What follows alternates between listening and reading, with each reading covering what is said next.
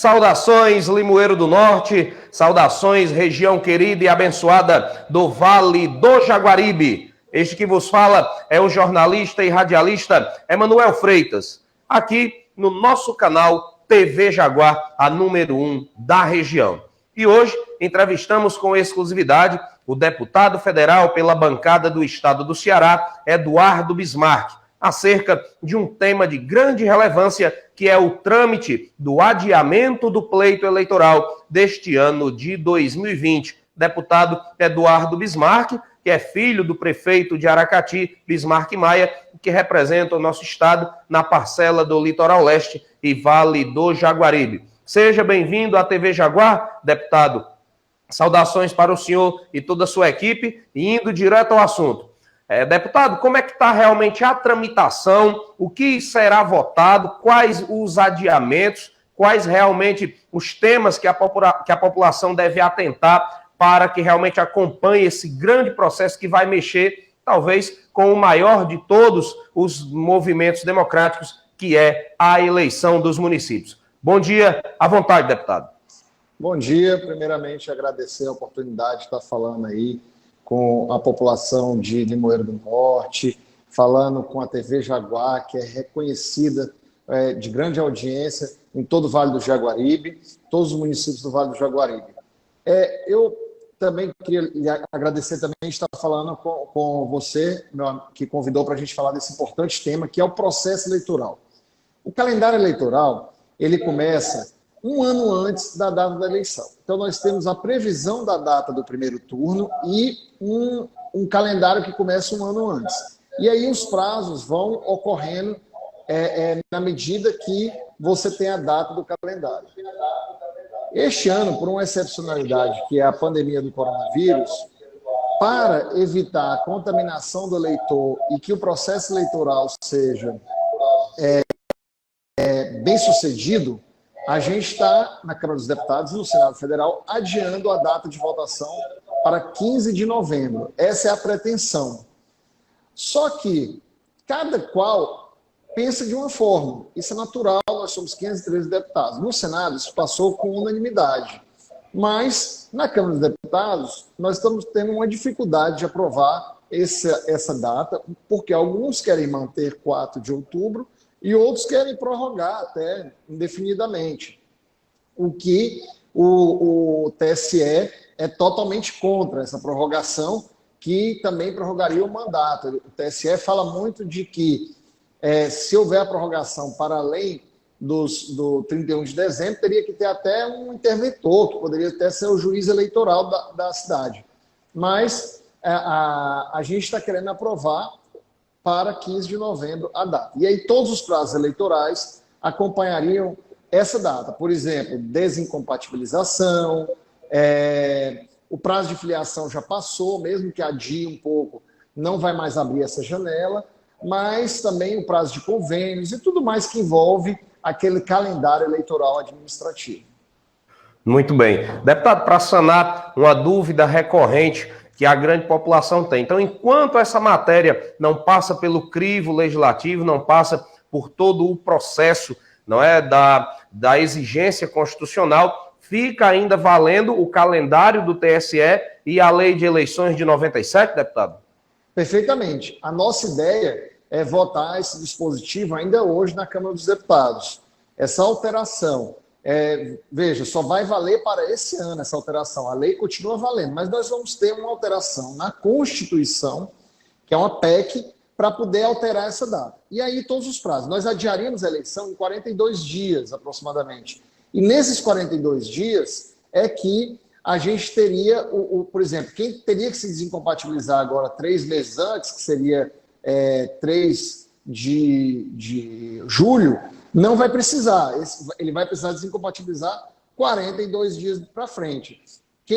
As convenções que estavam previstas agora também vão ficar adiadas 42 dias, para que não fique aí o pré-candidato durante 42 dias como pré-candidato confirmado em convenção.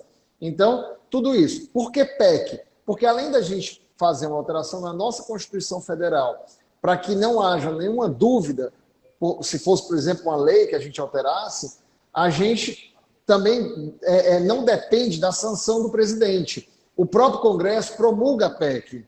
É no Congresso que finaliza a PEC. Então, o Senado já aprovou. Se nós aprovarmos na Câmara dos Deputados sem nenhuma alteração o texto que veio do Senado, no dia seguinte, o presidente Davi Alcolumbre, que é o presidente do Congresso, né, pode promulgar a PEC imediatamente. Ok. Deputado, como é que está o diálogo com os seus demais colegas da nossa bancada do Estado do Ceará? O senhor, junto com mais 21 deputados, compõe a nossa bancada cearense. Como é que está o diálogo? Como é que estão as conversações? Tem havido convergência? Tem havido consenso entre os membros da bancada do Ceará, deputado? Não. Da mesma forma que não há consenso na Câmara dos Deputados, cada qual na bancada do Ceará pensa de uma maneira. Então, nós temos deputados na bancada do Ceará que preferem manter o 4 de outubro. Nós temos deputados também que preferem a prorrogação dos mandatos, inclusive, fazendo essa alteração constitucional. O que isso não está em pauta, certo? Mas cada qual pensa de uma maneira. Penso, eu, pelo pouco que nós conversamos aí sobre esse tema dentro da bancada, que a maioria da bancada hoje tende a acompanhar a votação para 15 de novembro. Ok, deputado, para que a população possa entender melhor, como é um processo de PEC, é preciso um quórum específico de 2/3 da casa, deputado, é assim? Exatamente, a gente precisa votar com um quórum qualificado, que são 2/3. Se a gente não atingir aquele número de deputados, a gente não aprova. Então, além de atingir esse quórum elevadíssimo, é preciso votar isso em 2 turnos.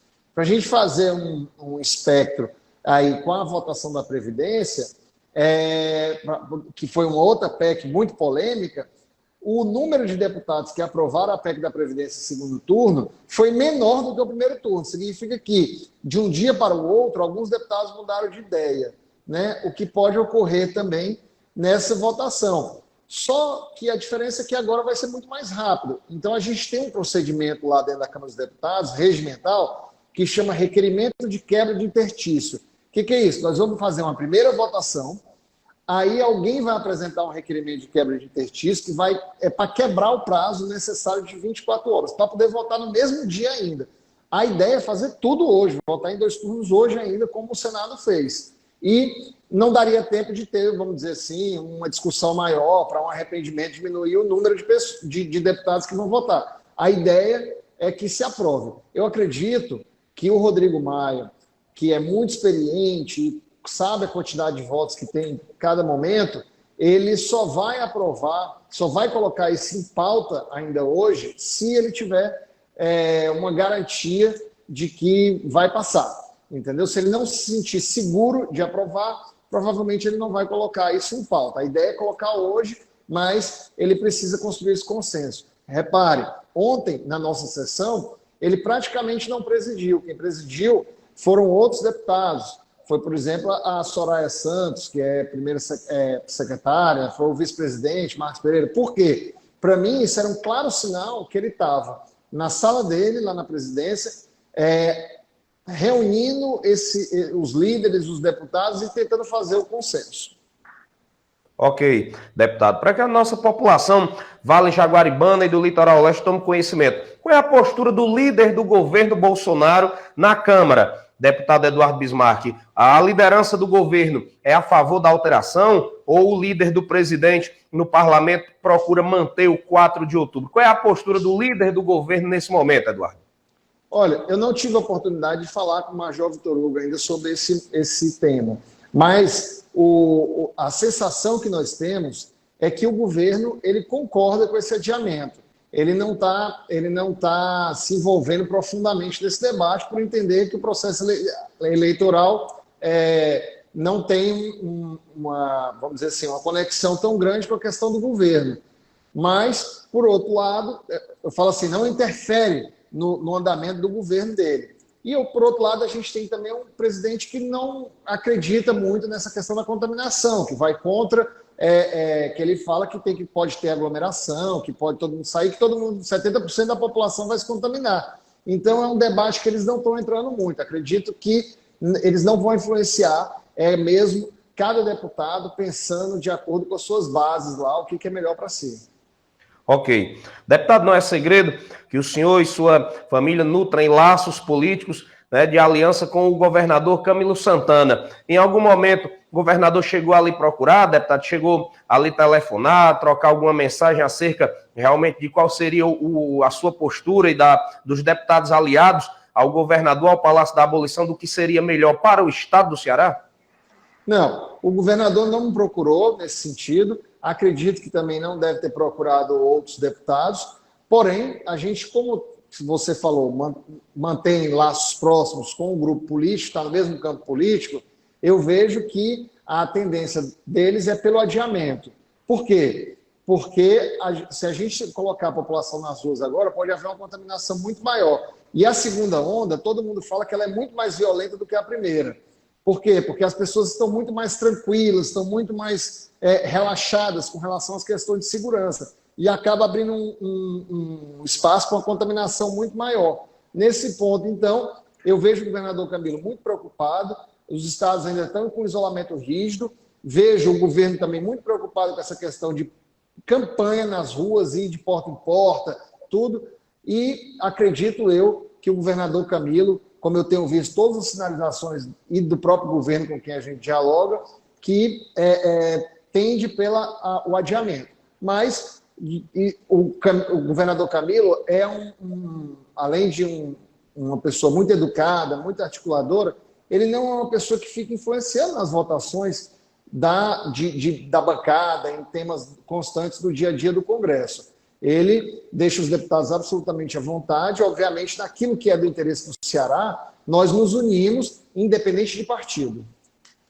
Ok. Deputado Eduardo, o senhor vem de um berço político, né, que tem linhas de pensamento muito bem definidas. E qual é a sua opinião, deputado Eduardo Bismarck, acerca desse adiamento? O senhor é a favor? Eu sou a favor de uma reforma política no Brasil. Por mim, a gente teria a unificação das eleições. Não para essa eleição em função da pandemia. A gente teria uma unificação geral, voto distrital de deputado. O que é? O representante não vinha deputado de qualquer região pedir voto, por exemplo, em Limoeiro, aqui em Aracati. Não, quem era aqui da região pediria voto só aqui, seria um representante daqui do nosso distrito. Então, essa é a minha posição eleitoralmente, de consciência. Nesse momento, para esta votação das eleições municipais de 2020, eu acho que adiar é o melhor. Por quê? Porque a gente tem que pensar no eleitor.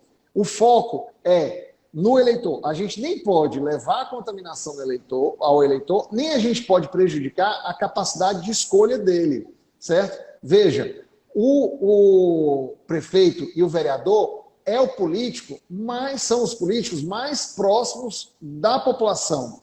É quem a população procura no dia a dia. Primeira pessoa que o cidadão procura quando está passando uma dificuldade é o vereador do bairro dele, é o prefeito da cidade dele. Ele não procura o deputado federal que está em Brasília, nem o deputado estadual que está em Fortaleza, nem o governador. É o prefeito e o vereador.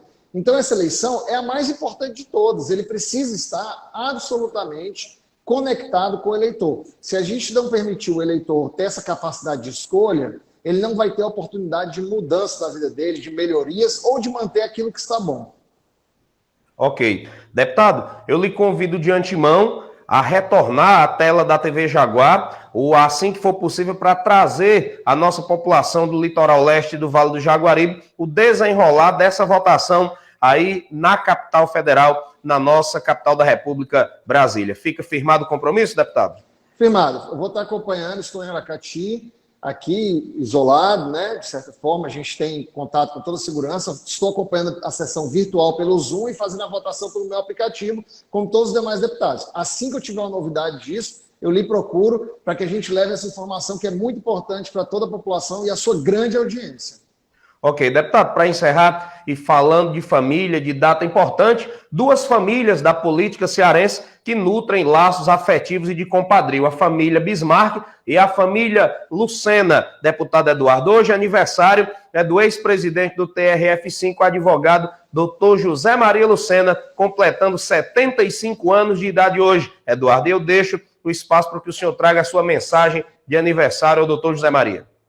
Doutor José Maria, o senhor sabe o carinho que eu tenho por você, pela dona Arivan, e eu quero deixar aqui o meu grande abraço, né, para que você tenha muita saúde, vida longa, O senhor está desempenhando um excelente mandato para Limoeiro do Norte. Espero que a população de Limoeiro possa sempre contar com o senhor, com a sua saúde, seu vigor e a sua competência. Limoeiro merece você à frente e eu acredito que nesse dia tão especial, Santa Rita de Cássia, né, que é a padroeira, aí, a grande referência religiosa da Dona Arivan, que foi o dia dela, é o dia do nascimento da minha filha, e a gente se conecta muito por isso aí, esses laços religiosos. Acredito que o doutor José Maria vai ter aí um dia muito abençoado. Um forte abraço para toda a família. Ok, deputado, muito obrigado pela sua participação e aguardamos o seu retorno direto de Brasília com informações exclusivas na programação da TV Jaguar para o Litoral Leste e Vale do Jaguaribe. TV Jaguar, o Vale do Jaguaribe se vê aqui.